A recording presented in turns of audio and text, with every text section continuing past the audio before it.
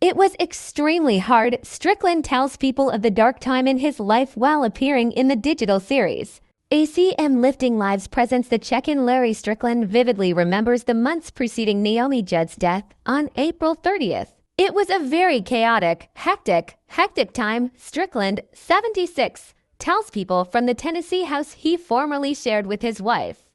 It was incredibly hard. She was seeing many therapists, and her energy level had dropped significantly.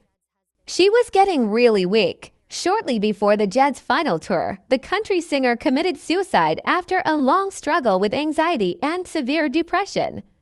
Nobody can understand it unless you've been there. Judd, who died at 76, previously told people, "Think of your very worst day of your whole life. Someone passed away. You lost your job. You found out you were being betrayed. That your child had a rare disease. You can take all of those at once and put them together, and that's what depression feels like." Strickland was aware his wife was struggling, but he confesses he had no idea how bad things were.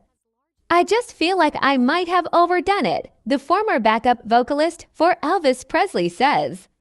"I tried to get her to eat. I was attempting to encourage her to exercise. I was in charge of her prescriptions and had to ensure that she had what she needed. I was trying everything I could." Looking back, he wishes he had handled Judd's mental health issues differently. "If I had known where she was, I would have been much softer on her," recalls Strickland. "I would have been kinder and more understanding instead of tired and drained, because it was wearing me out as well. Now that I know she was thinking about suicide, I wish I had held her and comforted her instead of pushing her.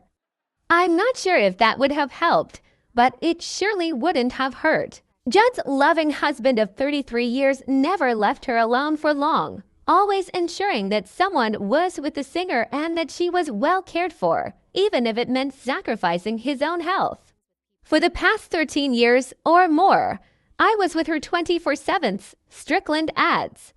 "I never left the house without telling Naomi where I was going and when I would return. I'm not sure if taking care of myself matches my circumstances."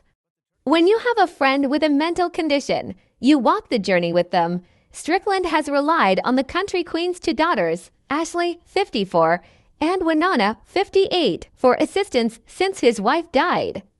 "We need each other so much to cling to, and the comfort of our relationship, we have to have that," he told people. Another form of healing for Strickland has been discussing his own mental health journey on the Academy of Country Music's Lifting Lives web series, The Check-In.